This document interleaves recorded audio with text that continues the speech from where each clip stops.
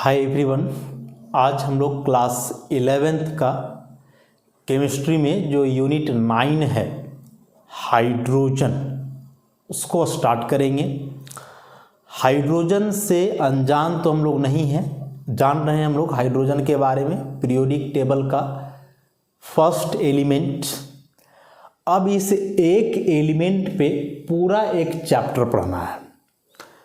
Total जितने भी elements हैं अभी तक जो हम लोग जानते हैं 114 या 118, उन सारे एलिमेंट्स के केमिस्ट्री को आप डील करोगे ना तो अलग अलग चैप्टर्स बन सकते हैं, जो आगे आप हायर क्लासेस में पढ़ोगे भी। लेकिन उसमें से hydrogen is most common and most important, और इस एक एलिमेंट पे पूरा एक चैप्टर या यूनिट हम लोग को पढ़ना है। ऐसा बात नहीं कि छोटा यूनिट है, अच्छा खासा स्ट्रेंथ का यूनिट है, और कई इंपॉर्टेंट टॉपिक्स हैं इस यूनिट के अंदर जो एग्जाम के लिए बहुत इंपॉर्टेंट होते हैं। तो देखते हैं कि वैसे क्या फैक्ट्स हैं इस यूनिट में हाइड्रोजन से रिलेटेड। आखिर हाइड्रोजन में वैसा क्या खास है जिसको लेकर के भाई पूरा एक यूनिट ही हम लोग को पढ़ना है। तो खैर चैप्टर पढ़ेंगे तो इन सारी बातों का चर्चा तो हो ही जाना है। अब हम लोग आते हैं कंटेंट पे।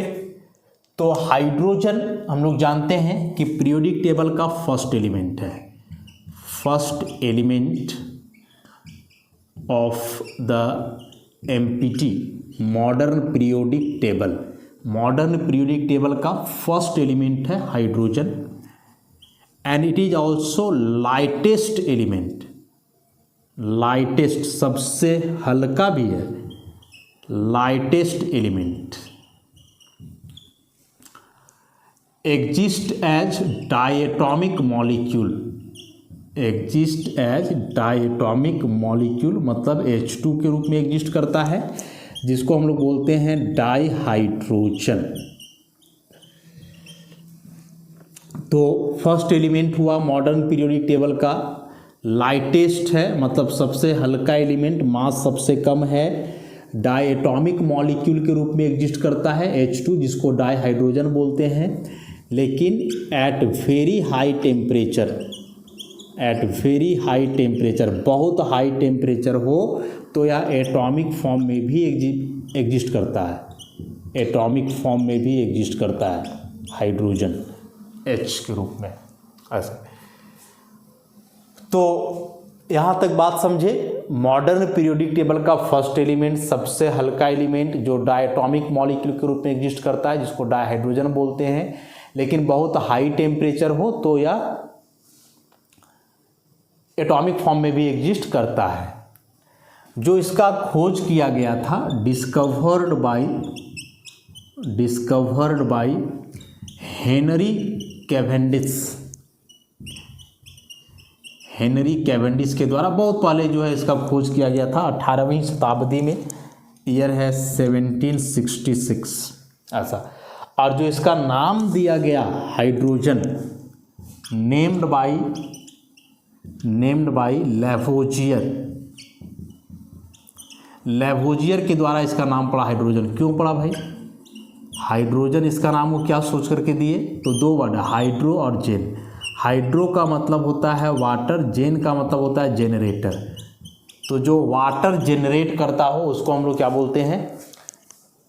वाटर जेनरेटर मतलब हाइड्रोजन, वाटर प्रोड्यूसिंग। तो हम लोग जानते हैं कि जब H2 और O2 को आप कंबाइन कराओगे तो H2O बनता है ना, तो ऑक्सीजन के साथ कंबाइन करके जो है यह H2O बना रहा है, वाटर बना रहा है। और वाटर जेनरेटर माने वाटर प्रोड्यूसर क्या कहलाता है? हाइड्रोजन ऐसे। तो इतना बेसिक सा बात था हाइड्रोजन के बारे में, समझ गए होंगे।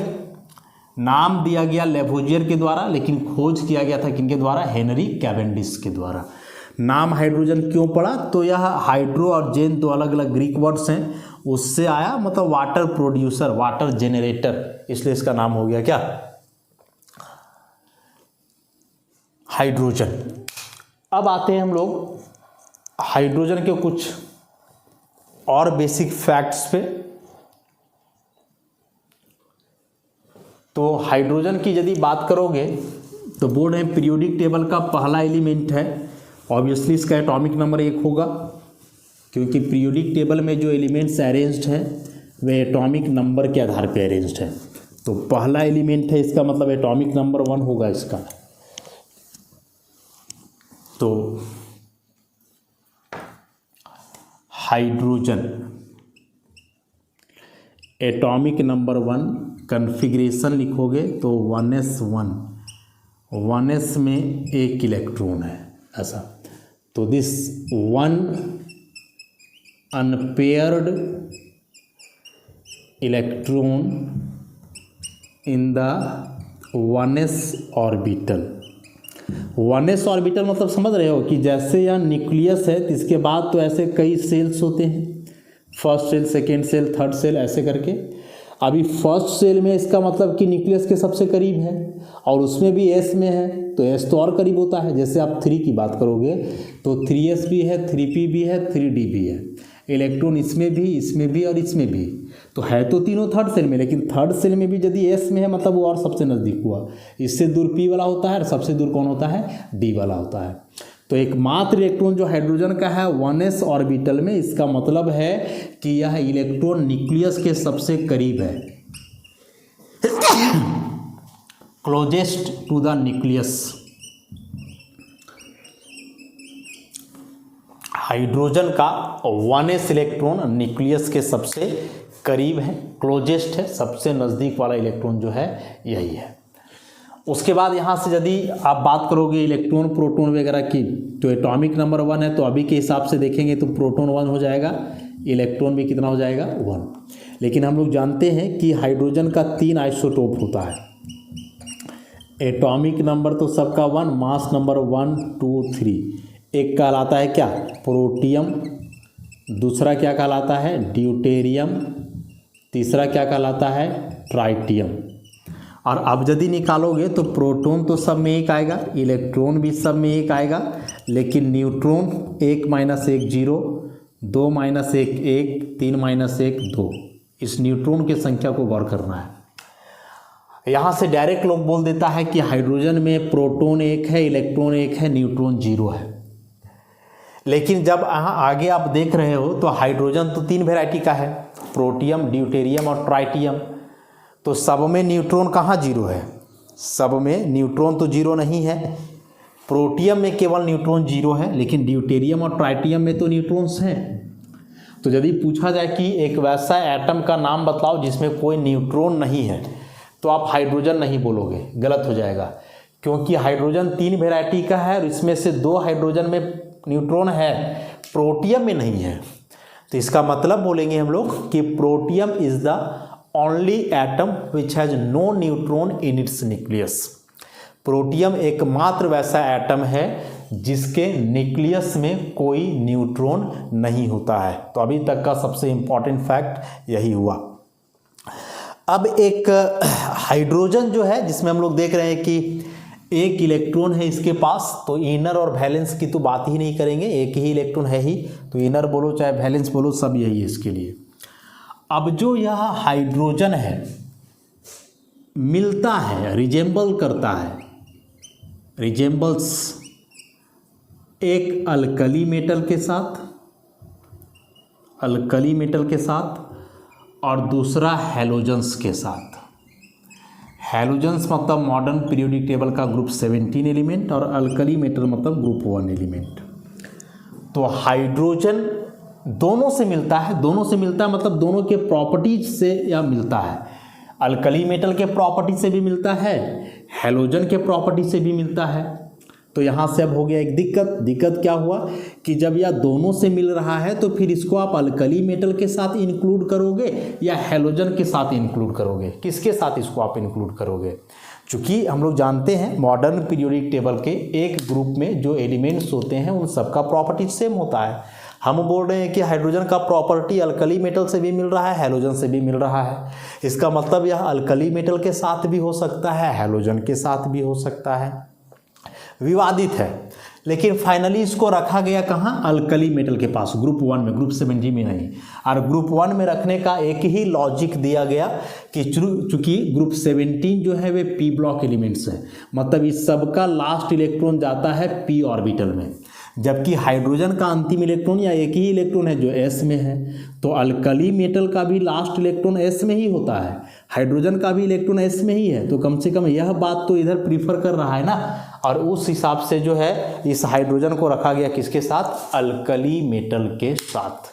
तो रिजेंबल दोनों से करता है, अल्कली मेटल से भी, हैलोजन से भी, लेकिन अल्कली मेटल के साथ रखने का एक ही लॉजिक है, इलेक्ट्रॉन का एंट्री s ब्लॉक एलिमेंट हो गए इसीलिए।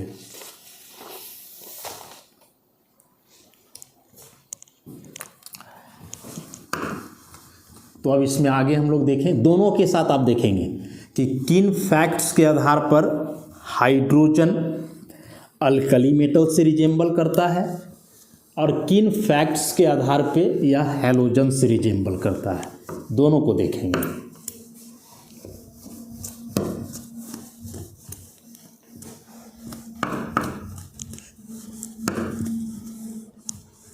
तो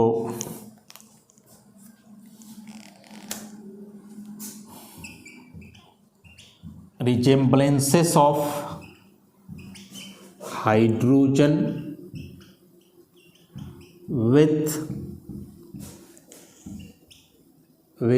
alkali metals,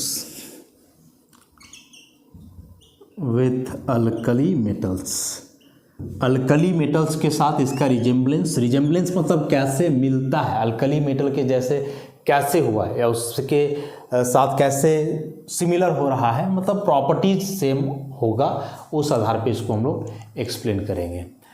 तो अल्कली मेटल्स के बारे में हम लोग क्या जानते हैं, अल्कली मेटल्स ग्रुप 1 के मेटल्स जिसमें आता है क्या क्या, हाइड्रोजन के अलावे लिथियम, सोडियम, पोटासियम, रिबिडियम, सीजियम और एक फ्रांसियम। तो फ्रांसियम रेडियो एक्टिव है तो इसको बहुत ज़्यादा डील करेंगे नहीं हम लोग।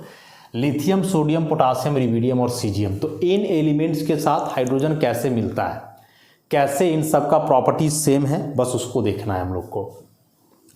तो सबसे पहला जो रिजेंबलेंस है वह है इलेक्ट्रॉनिक कन्फिग्रेशन का, इलेक्ट्रॉनिक कन्फिग्रेशन का ऐसा।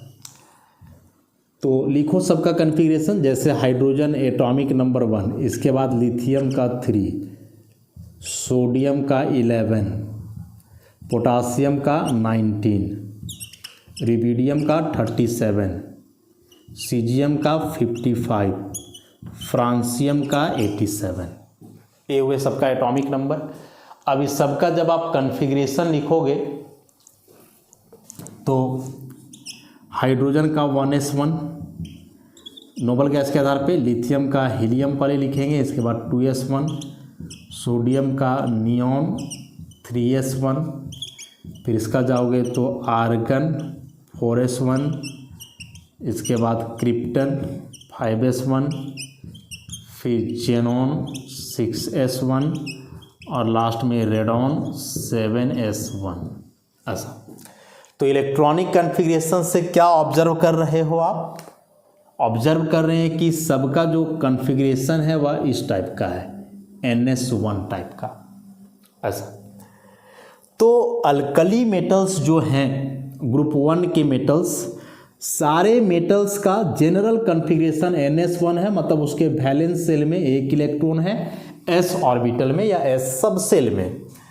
तो चूंकि बाकी सबका s इलेक्ट्रॉन है एक वैलेंस में, तो वही बात तो हाइड्रोजन के लिए भी है कि हाइड्रोजन का भी s में एक इलेक्ट्रॉन है।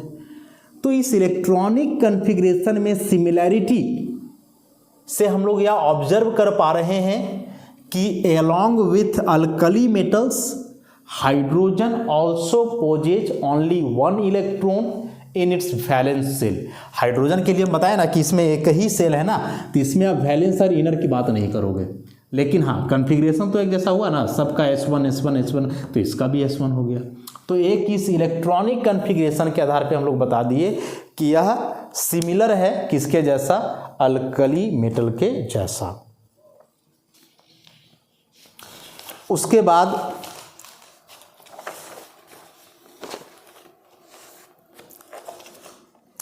अगला आता है इलेक्ट्रोपॉजिटिव नेचर। इलेक्ट्रॉनिक कन्फिग्रेशन के बाद अगला जो रिजेम्बलेंस है वह है इलेक्ट्रोपॉजिटिव नेचर। तो सेकेंड नंबर में इलेक्ट्रो पॉजिटिव नेचर। ऐसा इलेक्ट्रोपॉजिटिव नेचर क्या बतलाता है? तो tendency to lose valence electron and form positive ion. Valence electron lose करके पॉजिटिव आयन बनाने का जो टेंडेंसी होता है, जो नेचर होता है, उसी को हम लोग बोलते हैं इलेक्ट्रोपॉजिटिव कैरेक्टर या electropositive nature. The tendency of an atom to lose its valence electron and form positive ion is called its electropositive nature. अब आप अल्कली मेटल की यदि बात करते हो तो अल्कली मेटल का जनरल कॉन्फ़िगरेशन क्या दिखे थे? NS1, या मान लो कि अल्कली मेटल है M, कोई अल्कली मेटल है तो इसका जनरल कॉन्फ़िगरेशन हम लोग क्या देखे? NS1। और जो रूल है इलेक्ट्रोवैलेंसी का या वैलेंसी का, जो हम लोग केमिकल बॉन्डिंग में पढ़े हैं, वह कि किसी एटम के वैलेंस सेल में यदि इलेक्ट्रॉन की संख्या कम है, 1, 2 या 3, तो वह इलेक्ट्रॉन लूज ही करता है बेसिकली। तो यहाँ हम लोग देख रहे हैं कि अल्कली मेटल के वैलेंस सेल में मात्र 1 इलेक्ट्रॉन है तो इसका इलेक्ट्रॉन लूज करने का ही टेंडेंसी होगा।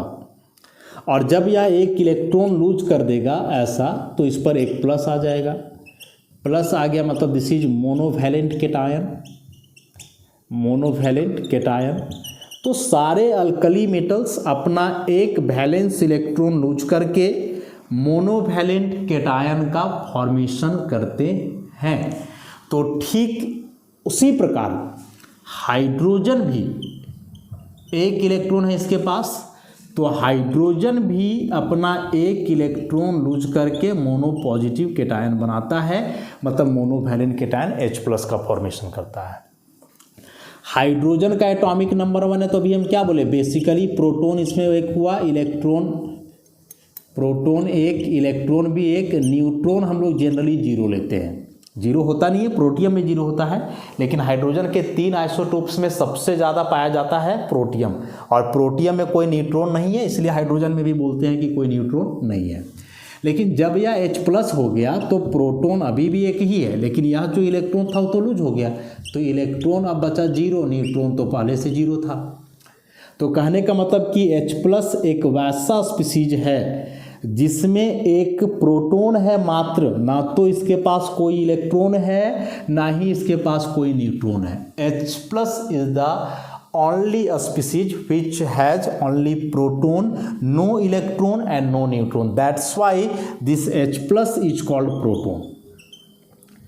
आगे पूरा ऑर्गेनिक केमिस्ट्री आप पढ़ोगे, सब जगह बोला जाएगा कि प्रोटोनेशन, डीप्रोटोनेशन, प्रोटॉन जुड़ रहा है, हट रहा है। तो वहाँ ये मत समझना कि इलेक्ट्रॉन प्रोटॉन वाला प्रोटॉन नहीं, प्रोटॉन का मतलब हम लोग समझेंगे H+, क्योंकि H+ वैसा स्पीसीज है जिसमें मात्र केवल क्या है? प्रोटॉन, इसमें कोई इलेक्ट्रॉन और न्यूट्रॉन वगैरह नहीं है। समझ गए क्या हम बोल रहे हैं? तो अब चूंकि अल्कली मेटल्स मोनोवैलेंट केटायन बना रहे थे 1 वैलेंस इलेक्ट्रॉन लूज करके, तो हाइड्रोजन भी 1 इलेक्ट्रॉन लूज करके मोनोवैलेंट केटायन बनाता है जो कहलाता है प्रोटॉन। तो इस हिसाब से भी हाइड्रोजन मिल गया किसके साथ? अल्कली मेटल के साथ, क्योंकि ये सभी क्या बनाते हैं? मोनोवैलेंट केटायन का फॉर्मेशन करते हैं। उसके बाद अब हम लोग बात करते हैं ऑक्सीडेशन स्टेट की। पहला इलेक्ट्रॉनिक कॉन्फ़िगरेशन मिल गया हाइड्रोजन का अल्कली मेटल के साथ। फिर अभी हम लोग देखें इलेक्ट्रोपॉजिटिव कैरेक्टर मिल गया, मोनोवैलेंट केटायन बनाए। अब oxidation state.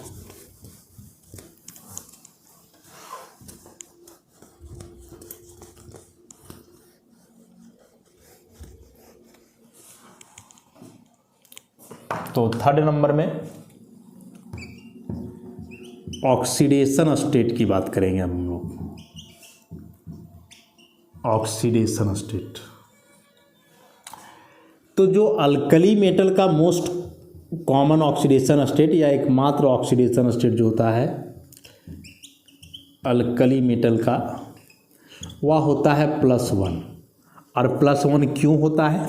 Oxidation state basically है क्या? तो जो चार्ज आता है एटम पे इलेक्ट्रॉन लूज या गेन करने के बाद, तो अभी हम लोग देखे थे कि अल्कली मेटल का वैलेंस में एक ही इलेक्ट्रॉन है, इसलिए या एक लूज करेगा तो एक प्लस आएगा और इसलिए इसका ऑक्सीडेशन स्टेट हो गया +1। इसलिए कई कंपाउंड्स हैं अल्कली मेटल के जिसमें या +1 ही शो करता है, जैसे NaF K2O। देखो यहाँ भी सोडियम का +1, यहाँ पोटासियम का +1 ही आएगा चाहे कोई भी कंपाउंड आप लोगे ऐसे। तो जैसे अल्कली मेटल के लिए एकमात्र पॉसिबल ऑक्सीडेशन स्टेट है +1, उसी प्रकार से हाइड्रोजन के लिए भी एकमात्र पॉसिबल ऑक्सीडेशन स्टेट होता है +1। जैसे आप HF लोगे तो हाइड्रोजन का यहाँ +1, ऑक्सीजन के साथ H2O लोगे तो यहाँ भी हाइड्रोजन का +1। तो like alkali metals, hydrogen also exhibit the only oxidation state of +1 with higher electronegative element, कि अपने से हायर इलेक्ट्रोनेगेटिविटी वाले एलिमेंट के साथ जैसे अल्कली मेटल हमेशा +1 ऑक्सीडेशन स्टेट शो करता है, उसी प्रकार से हाइड्रोजन भी +1 ऑक्सीडेशन स्टेट ही शो करेगा।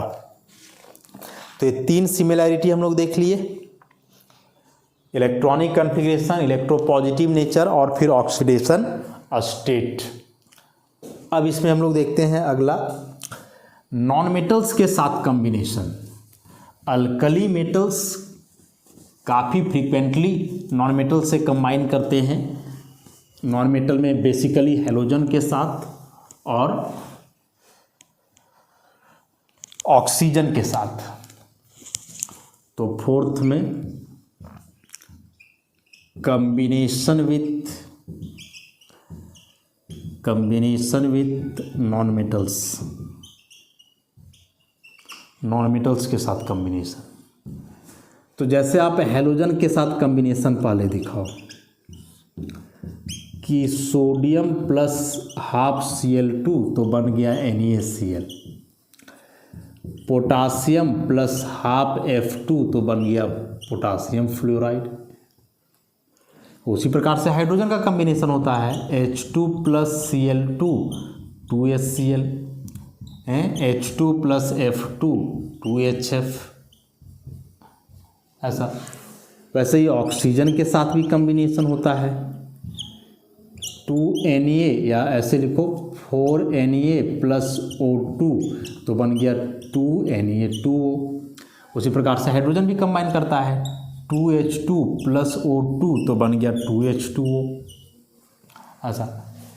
तो जैसे अल्कली मेटल हैलोजन के साथ कंबाइन करके हेलाइड बनाते हैं, सोडियम क्लोराइड, पोटासियम फ्लोराइड, उसी प्रकार से हाइड्रोजन भी हैलोजन से कंबाइन करके हेलाइड बनाएगा, हाइड्रोजन क्लोराइड, हाइड्रोजन फ्लोराइड। जैसे अल्कली मेटल ऑक्सीजन से कंबाइन करके ऑक्साइड्स बनाते हैं, हालांकि इसमें अलग अलग वैरायटी का ऑक्साइड बनता है, नॉर्मल ऑक्साइड, पर ऑक्साइड, सुपर ऑक्साइड, ऑक्साइड बनता है बेसिकली, हम लोग ये जानेंगे। तो जैसे यहाँ अल्कली मेटल ऑक्सीजन से कंबाइन करके ऑक्साइड बनाया, वैसे ही हाइड्रोजन भी ऑक्सीजन से कंबाइन करके ऑक्साइड बनाया। तो ये हो गए टोटल 4 प्रॉपर्टीज जो बताता है कि कैसे हाइड्रोजन अल्कली मेटल के साथ रिजेंबल करेगा। वैसे ही 1-2 और इम्पॉर्टेंट प्रॉपर्टीज हैं, उन प्रॉपर्टीज को भी हम लोग देख लें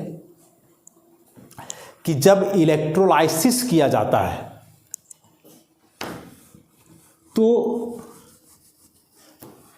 उस दरमियान क्या होता है।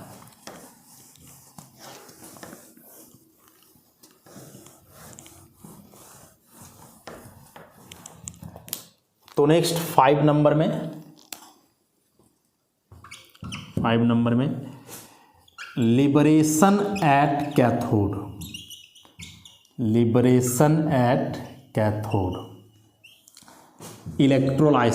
इलेक्ट्रोलाइसिस के बारे में अभी तक आप लोग सुने नहीं होंगे, हम बताते हैं क्या होता है इलेक्ट्रोलाइसिस।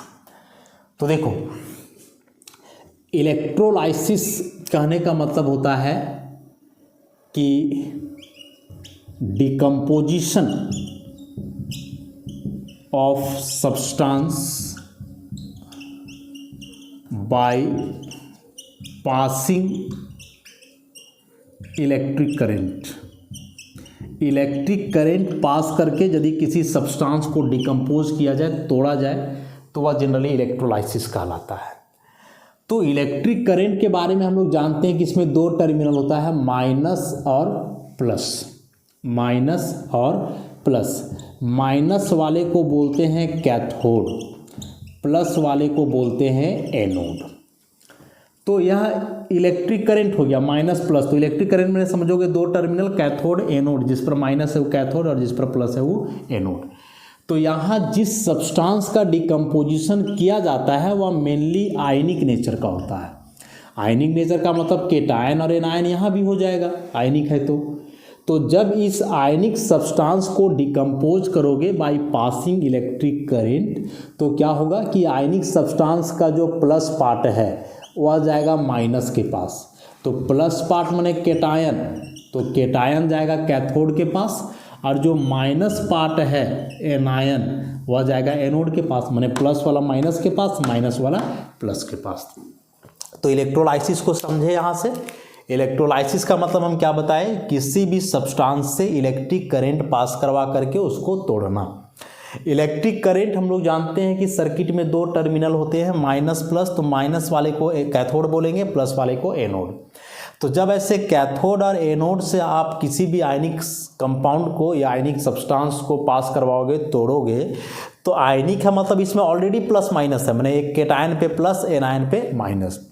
तो जब ऐसे आयनिक सब्सटेंस से करंट पास करवाओगे बाय अप्लाइंग कैथोड और एनोड, तो इसका जो केटायन है प्लस वो जाएगा माइनस की तरफ, माने कैथोड की तरफ, cation cathode.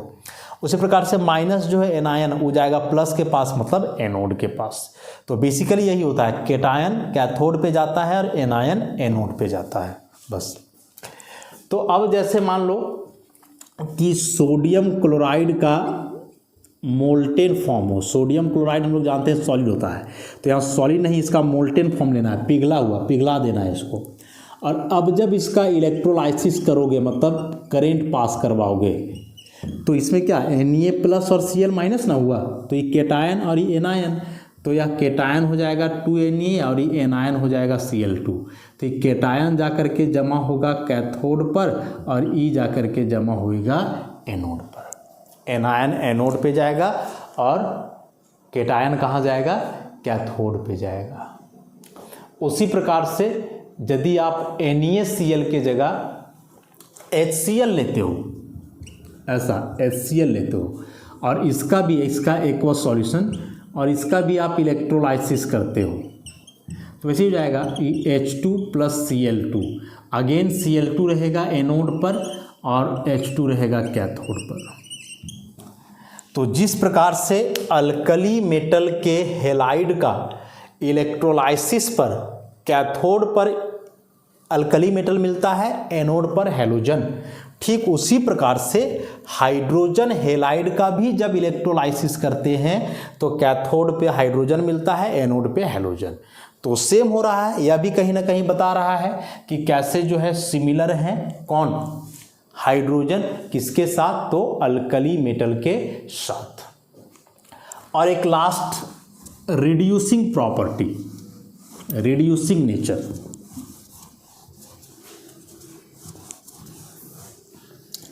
Alkali metals reducing agent का काम करते हैं। रिड्यूसिंग या ऑक्सीडाइजिंग एजेंट के बारे में आप ऑलरेडी रेडॉक्स रिएक्शन चैप्टर में पढ़े हो। तो एक लास्ट है रिड्यूसिंग नेचर। रिड्यूसिंग नेचर, तो अल्कली मेटल्स काम करते हैं रिड्यूसिंग एजेंट का। कैसे, तो by providing electron. Alkali metal है M, जानते हैं एक ही इलेक्ट्रॉन है, आसानी से इलेक्ट्रॉन लूज करके केटायन बनाएगा। तो जो इलेक्ट्रॉन लूज कर रहा है तो यही इलेक्ट्रॉन लूज करने का टेंडेंसी इसको जो है रिड्यूसिंग एजेंट के जैसा बिहेव करवाएगा। तो इलेक्ट्रॉन लूज कर गया तो खुद पे पॉजिटिव आ गया ना, तो खुद पे पॉजिटिव आना मतलब ऑक्सीडेशन हो जाना, और खुद ऑक्सीडाइज हुआ कब, जब इलेक्ट्रॉन लूज किया। तो यही इलेक्ट्रॉन जाकर के कोई दूसरा गेन कर लेगा तो इस पर माइनस आ जाएगा, तो इसका रिडक्शन हो जाएगा। तो लॉस ऑफ इलेक्ट्रॉन कहलाता है ऑक्सीडेशन और गेन ऑफ इलेक्ट्रॉन कहलाता है रिडक्शन। तो इलेक्ट्रॉन कोई गेन तभी ना करेगा जब अगला लूज करे, और अल्कली मेटल्स का इलेक्ट्रॉन लूज करने का टेंडेंसी होता है, इसलिए सभी इलेक्ट्रॉन लूज करके खुद ऑक्सीडाइज हो जाएंगे और दूसरे को जो है रिड्यूस कर देंगे। तो यह टेंडेंसी बोल रहा है कि हाइड्रोजन में भी होता है, हाइड्रोजन भी रिड्यूसिंग एजेंट का काम करता है। और इसके लिए कुछ रिएक्शंस हैं कि जैसे आप बोरोन का ऑक्साइड लो B2O3, इसको अल्कली मेटल से कंबाइन करवाओ तो ऐसा रिएक्शन होता है। उसी प्रकार से Fe3O4 लो, इसको आप हाइड्रोजन से कंबाइन करवाओ तो 3Fe+4H2O। ऐसा क्या यहाँ मतलब हुआ समझोगे? बोरोन के पास अभी ऑक्सीजन है, यहाँ नहीं है, तो बोरोन के पास से ऑक्सीजन हट रहा है, जिसके पास से ऑक्सीजन हटता है वो रिडक्शन। पोटासियम यहाँ सिंगल है लेकिन यहाँ ऑक्सीजन के साथ जुड़ गया, तो पोटासियम में ऑक्सीजन जुड़ रहा है तो इसका हो जाना है ऑक्सीडेशन। ऑक्सीजन का हटना रिडक्शन, ऑक्सीजन का जुड़ना ऑक्सीडेशन। तो पोटासियम खुद ऑक्सीडाइज हो रहा है तो बोरोन को रिड्यूस कर रहा है, यही ना इसके ऑक्सीजन को ले लिया, तो इसके ऑक्सीजन को ले लिया इसलिए तो यह रिड्यूस हुआ। तो यह रिड्यूस हुआ किसके चलते? पोटासियम के चलते, इसलिए पोटासियम यहाँ काम करेगा रिड्यूसिंग एजेंट का। सेम चीज़ यहाँ है, आयरन के साथ से ऑक्सीजन हट गया तो रिडक्शन, और यही हाइड्रोजन के पास जाकर के वो जुड़ गया तो इसका हुआ ऑक्सीडेशन। तो यहाँ हाइड्रोजन क्या कर रहा है कि इसके ऑक्सीजन को ले रहा है, और ऑक्सीजन को ले रहा है मतलब इसको रिड्यूस कर दे रहा है, इसलिए यहाँ ही काम करेगा रिड्यूसिंग एजेंट का। तो जैसे अल्कली मेटल रिड्यूसिंग एजेंट का काम करते हैं उसी प्रकार से हाइड्रोजन भी रिड्यूसिंग एजेंट का काम करता है। तो 6 पॉइंट देखें। पहला, इलेक्ट्रॉनिक कन्फिग्रेशन मिल गया हाइड्रोजन का अल्कली मेटल से। दूसरा, इलेक्ट्रोपॉजिटिव कैरेक्टर मिल गया, उसका ऑक्सीडेशन स्टेट मिल गया। उसके बाद इलेक्ट्रोलाइसिस पे जो प्रोडक्ट मिल रहा था वो सेम हो गया, रिड्यूसिंग बिहेवियर जो है सेम हो गया। तो ये सारे चीज़ बता रहे हैं कि हाइड्रोजन अल्कली मेटल से रिजेंबल करता है, उससे मिलता है। तो आज के लिए इतना ही, फिर नेक्स्ट लेक्चर में हम लोग देखेंगे कि हाइड्रोजन अल्कली मेटल से कैसे रिजेंबल करता है, तो उसको नेक्स्ट लेक्चर में। धन्यवाद।